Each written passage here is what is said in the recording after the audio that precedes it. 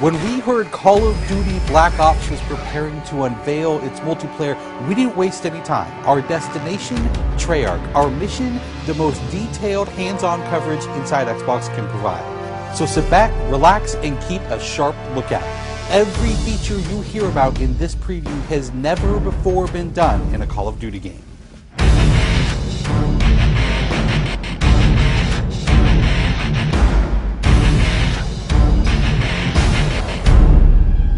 We begin where the multiplayer trailer for Black Ops left off, with theater mode.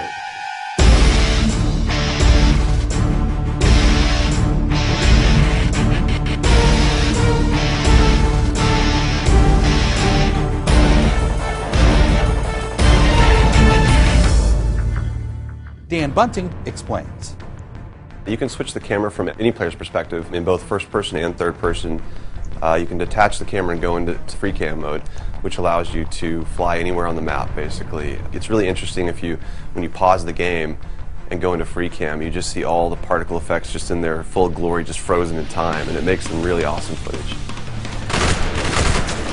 We really want to give players the tools to be creative, make their own machinima, make their own highlight reels. Maybe they're really competitive clans that want to just capture the films from their matches and then go back and analyze what the other team did or whatever. Also brand new to Call of Duty is Black Ops' new currency system. We put the currency system into Black Ops multiplayer principally because we felt like it'd be a very interesting way to engage with all the unlocks that you've been getting. So one of the things that's really fun about currency is instead of being specifically told at a specific level what you're going to get, we're unlocking features by level, but then once the feature is unlocked, you can purchase any component of that feature with the currency directly. Of course, when you got a little currency jingling in your virtual pockets, nothing feels better than putting it on the line against your fellow players. Say hello, everyone, to wager matches. When we were developing the wager match game modes, we went through a whole bunch of ideas to find the 4 that we were going to use to ship inside the game. And really, if it wasn't people screaming in joy and frustration when they were sitting around the office playing, it wasn't good enough to be a wager match. Wager matches are all free-for-all modes, and they exist separately from the standard playlist. They include game modes like Gun Game, where you're in a race to score a kill with 20 different weapons, beginning with pistols and advancing through ever more explosive weaponry. It's extremely rewarding for us as a design team to put something up there that people are reacting to really well and it's slightly different than what they get, and everyone loves the core game, and you have to be very careful when you're finessing the core mechanics of the game. But wager matches let us kind of get our creativity flowing and do some things that you're not normally used to, and then spin them up in unique ways and combine things in ways that you haven't seen before, that you never really thought of, and that wouldn't be appropriate for the core game but are completely appropriate for wager matches. While the classic Call of Duty challenge system is still very much in place, Black Ops is also adding a new feature called contracts. Right, so if you're using the contract system, you actually have to put up a little of your own currency in order for a bigger payday. And depending on the contract, some contracts pay XP, some pay more currency, some pay both. But they're all time limited, and it's game time limited, so you have to go to work to accomplish that contract within the time period in order to get paid.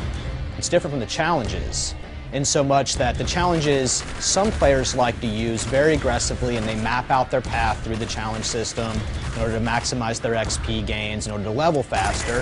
And then a whole nother set of players uses the challenges sort of passively. They're there, when you get them they feel good, but contracts gives you a way to directly engage with the content inside the game. It says, hey, I'm an SMG guy, I want SMG based contracts, I'm going to chase my contract and I'm going to get paid. And that's fun.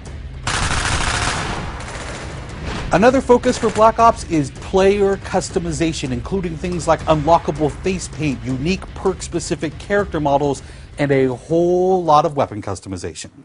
We've been we stole the line from Full Metal Jacket, this is my weapon, this is my gun, and we're chanting that around the office as sort of our mantra for this feature. Originally it started with one of our designers he just made kind of an offhand comment one day where he said, you know, I really have a certain attachment to the weapon that's my favorite. I want to make that weapon mine, and that was all it took. So from there it was just, what are the things that are cool? It's like, put your clan tag on your gun, of course. And we've got, the Emblem Editor by itself is an element of creativity for players. And then the reticles, of course, so why not give people the option to click what kind of red dot they have. Maybe they don't like a dot, maybe they like a circle, maybe they like a triangle, maybe they like a standard crosshair, maybe they just want a line. And then there is combat training, which allows you to get comfortable with the trappings of multiplayer by competing in matches against AI-controlled opponents. You know, it's our hope that combat training can convert people who are largely single-player gamers who might have, dabbled around in multiplayer but never made that leap to playing online, and give them kind of this experience where they can get familiar with the mechanics and features and systems that multiplayer has, but they can do so at their own pace, they can do so without someone screaming in their ear what a noob they are, and practice up and then join the competitive fold. Experienced players could use combat training to practice up on a particular weapon, a particular tactic, or a particular map. So we think it appeals to both audiences, but most directly, it was designed to help new players get into the mix.